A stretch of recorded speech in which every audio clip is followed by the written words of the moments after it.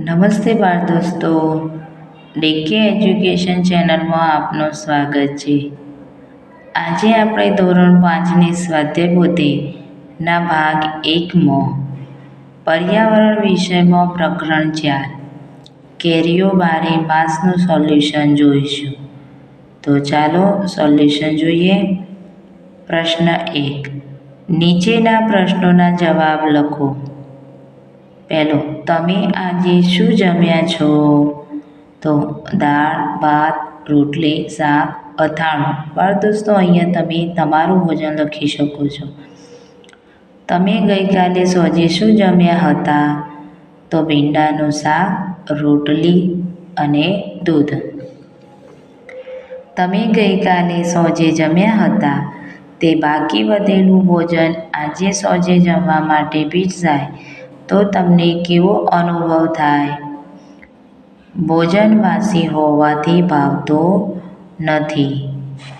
તમે વાસી ખોરાક શા માટે ખાતા નથી? બીમાર પડાય, શરીરને નુકસાન કરે છે. તમને આ ખોરાક વાસી છે કે બગડી ગયો છે એવી ખબર કેવી રીતે પડે? જો ખોરાકમાં ફૂગ હોય અથવા તેમાંથી વાસ આવે ત્યારે ખબર પડે છે કે આ ખોરાક બગડી ગયો છે. તમારા ઘરમાંથી કોઈ પણ એક ખાઈ શકાય તેવી વસ્તુના પેકેટ ઉપરથી નીચેની માહિતી શોધીને લખો. તમારે વડીલની મદદ લેવી હોય તો લઈ શકો છો. તો પેકેટ ઉપર લીલું અથવા લાલમાંથી કયું નિશાન છે? બાળ દોસ્તો, તમે જે પેકેટ લો એનું નિશાન તમારે જોવાનું છે. બીજું, કઈ ખાદ્ય વસ્તુનું પેકેટ છે? તો પેકેટ ચવાણાનું છે. પેકેટ પર પેકિંગની તારીખ કઈ લખી છે? તો પેકેટ પર પેક કર્યાની તારીખ 15 જાન્યુઆરી 2022 છે. પેકેટ ઉપર દર્શાવેલ તારીખ મુજબ તેમાંની સામગ્રી કેટલા સમય સુધી ખાઈ લેવી જોઈએ? તો પેકેટ ઉપર તેની સામગ્રી 3 મહિના સુધીમાં ખાઈ લેવી યોગ્ય ગણી શકાય છે. પેકેટમાંની સામગ્રીનું વજન કેટલું છે? તો પેકેટમાંની સામગ્રીનું વજન 500 ગ્રામ છે.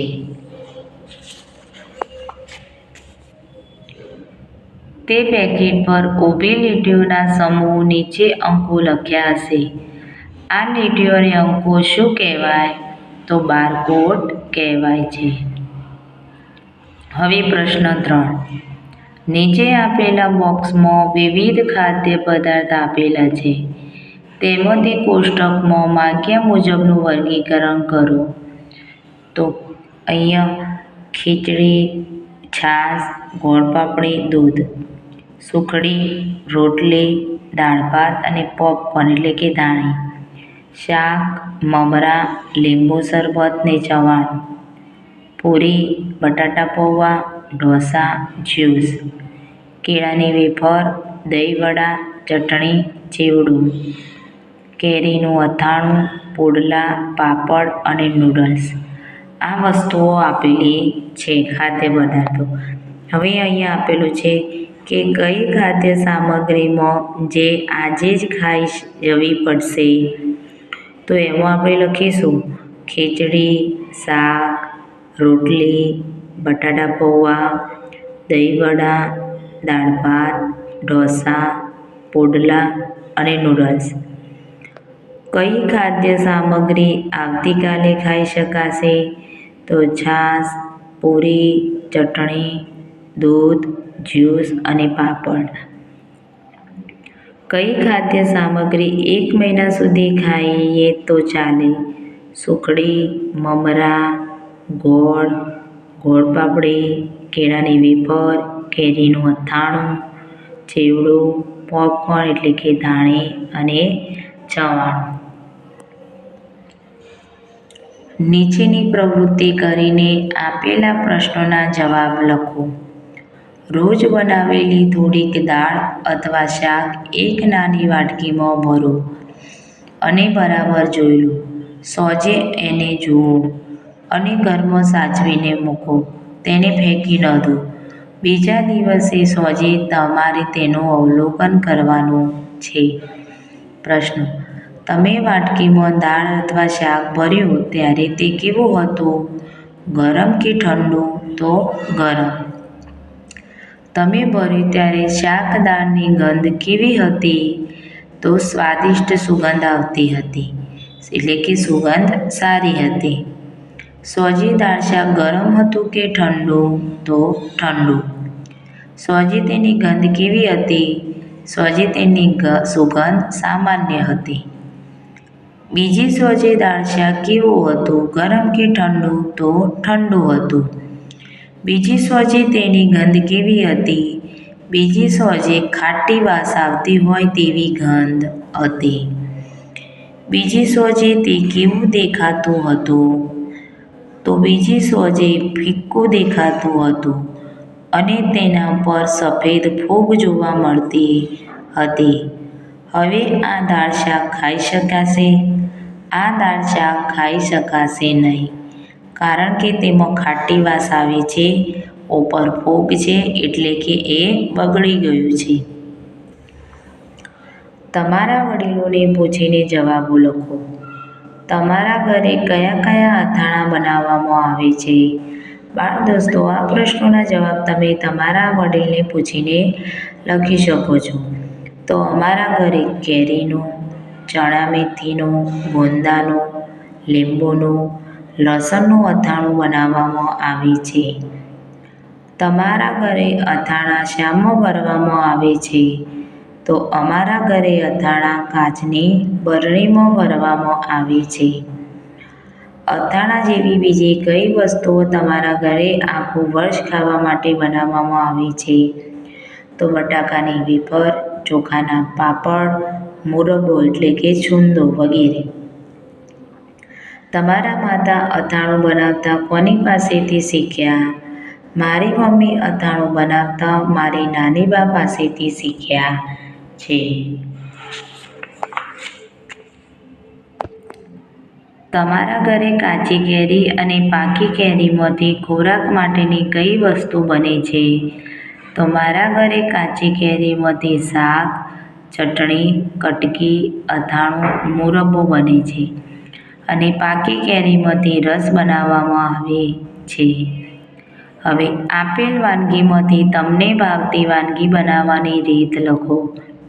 અથાણું, ચટણી, કાતરી કે વેફર?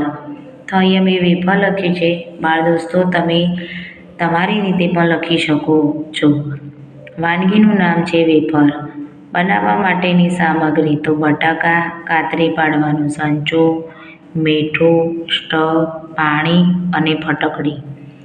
બનાવવાની રીત તો સૌપ્રથમ બટાકાને ધોવા, ત્યારબાદ બટાકાની છાલ કાઢવી, ત્યારબાદ બટાકાની વેફર પાડવાના સંચાથી વેફર પાડવી. વેફર પડી ગયા પછી પાણીથી સાફ કરવા. પછી સ્ટવ પર ગરમ પાણી કરવું, તેમાં ફટકડી અને પ્રમાણસર મીઠું નાખવું. વેફર બાફવા મૂકવા. બફાઈ જાય ત્યારબાદ તેમને કાઢીને તડકામાં એક એક છૂટા પાડીને સૂકવવા મૂકવા. 2-3 દિવસ સુધી સૂકવવા દેવા. ત્યારબાદ તેને કઢાઈમાં તેલ ગરમ કરીને તળી દેવા. તેના પર પ્રમાણસર મરચું અને ખાંડ નાખીને ખાવા. પ્રશ્ન 7. નીચેના કોષ્ટકની વિગતો ભરી આપેલા પ્રશ્નોના જવાબ લખો. એવી ખાદ્ય સામગ્રી જેને રાંધવામાં પાણીનો ઉપયોગ થતો હોય તો શાક, દાળ, ભાત, ખીચડી, ઇડલી, સંભાર, ઢોસા, ખમણ, રોટલી, રોટલો, પૂરી, થેપલા, પુડલા, વડા, પાણીપુરી, પાપડ, દાબેલી, દહીંવડા, નૂડલ્સ, ઢોકળા. એવી ખાદ્ય સામગ્રી જેને રાંધવામાં પાણીનો ઉપયોગ ન થતો હોય તો ખજૂર પાક, તલની ચીક્કી, પીઝા, ચેવડો, સેન્ડવિચ, સુખડી, સેવ મમરા, ગુંદર પાક, માવો વગેરે. પ્રશ્ન 7. લાંબા સમય સુધી સાચવી શકાય તેવી ખાદ્ય સામગ્રીના નામ જણાવો. ચેવડો, વેફર, ખજૂર પાક, અડદિયા, સુખડી, સિંગચણા, અથાણું, સુંદો, મમરા વગેરે લાંબા સમય સુધી સાચવી શકાય છે. ઝડપથી બગડી જતી ખાદ્ય સામગ્રીના નામ જણાવો. દાળ ભાત, ઇડલી, દહીંવડા, ખમણ, ઢોસા, ખીચડી, સંભાર, પાણીપુરી વગેરે ઝડપથી બગડી જાય છે. અમુક ખોરાક ઝડપથી બગડી જાય છે જ્યારે અમુક ખોરાક લાંબા સમય સુધી સાચવી શકાય છે. આવું કેમ? અમુક ખોરાક ઝડપથી બગડી જાય છે કારણ કે તે પાણીમાંથી અને આથામાંથી બનાવવામાં આવે છે. તેથી તે ખોરાક બગડી જાય છે. જે ખોરાકની સૂકવણી થઈ હોય તેમજ સ્ટોરેજમાં રાખવામાં આવે તે ખોરાક લાંબા સમય સુધી સાચવી શકાય છે. પ્રશ્ન 8. તમારા ઘરે રહેલી ખાદ્ય સામગ્રીના નામ લખો. તેની જાળવણી માટે તમે શું ઉપાય કરો છો તે નીચેના કોષ્ટકમાં લખો. ખાદ્ય સામગ્રીનું નામ, તેની જાળવણી માટેનો ઉપાય.